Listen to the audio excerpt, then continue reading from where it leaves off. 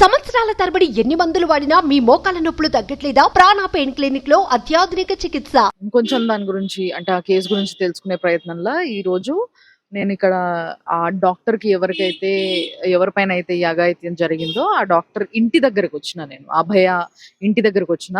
వాళ్ళ ఇల్లు చూపిస్తాను నేను. అంతేకాకుండా ఇక్కడ చుట్టుపక్కల వాళ్ళతో కూడా మాట్లాడియడానికి ట్రై చేస్తా. అట్ ది సేమ్ టైం నేను ఆల్రెడీ ఇందాక లోపలికి పోయి వాళ్ళ పేరెంట్స్ తో మాట్లాడడానికి ట్రై చేసిన.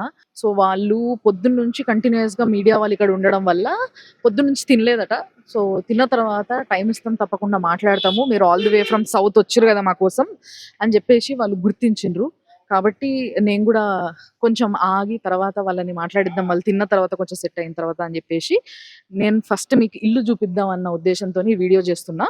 సో ఇంట్లో ఏంది అని అంటే ఇది ఏదైతే హాస్పిటల్ ఉందో, ఏజికర్ హాస్పిటల్ ఉందో, ఆ హాస్పిటల్ కాలేజ్ నుంచి వెళ్ళి ఇది కరెక్ట్గా ఒక గంట తొవ్వలు ఉందన్నమాట. 1 hour 45 minutes నుంచి 1 hour టైం పడుతుంది ఆడికెళ్ళి ఇడికి రావడంతో. సో ఇక్కడ వాళ్ళ ఇల్లు ఉంది, ఇదే వాళ్ళ ఇల్లు. సో బయట ఆ అభయాది పేరుతో సహా ఏదైతే ప్లేట్ ఉంటుందో, నేమ్ ప్లేట్ ఉంటుందో, ఆ నేమ్ ప్లేట్ కూడా ఉంది. డాక్టర్ తన పేరు అండ్ కింద ఎండి రెస్పిరేటరీ మెడిసిన్ అని చెప్పేసి.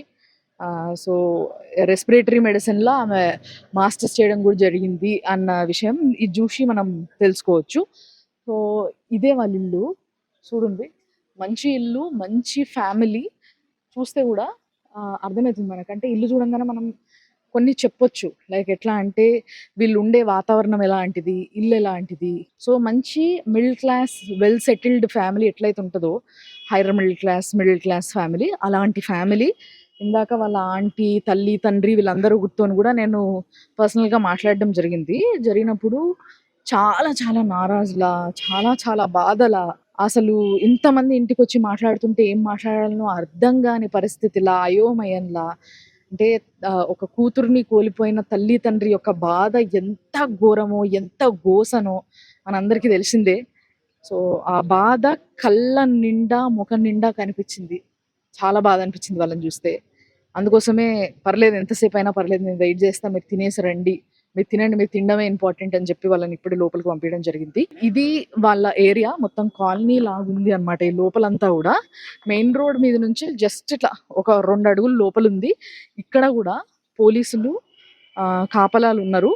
2 పోలీసులు షిఫ్ట్లు ఉన్నారు. ఇప్పుడే 2 పోలీసులు షిఫ్ట్ మారి ఇంకో 2 పోలీసులు వచ్చి ఇక్కడ డ్యూటీ చేయడం జరుగుతుంది. మీడియా వాళ్ళు కూడా మేము వచ్చినప్పుడు ఒక 4-5 ఉన్నారు. సో చాలా మంది మీడియా వాళ్ళు, పోలీసులు రెగ్యులర్గా ఇక్కడ బందోబస్తు చేయడం జరుగుతుంది.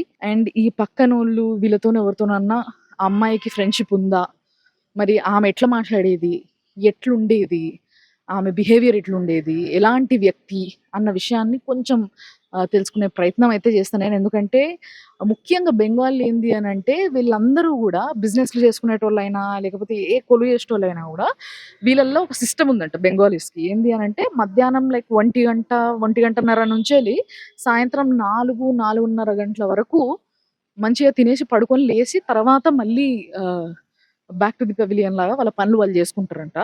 సో ఈ టైం వాళ్ళకి అందరికి రెస్టింగ్ టైం అనమాట. అందుకోసమే అసలు ఎవ్వరు బయట కనబడతలేరు.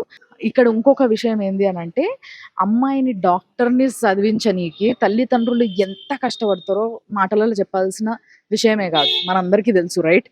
నిజంగా చెప్పాలంటే ఇప్పుడు చూడండి, తారా డ్రెస్సెస్ అని చెప్పి ఇక్కడ బోర్డు ఉంది. అది ఎవరిదో ఆ పేరు కూడా ఉంది.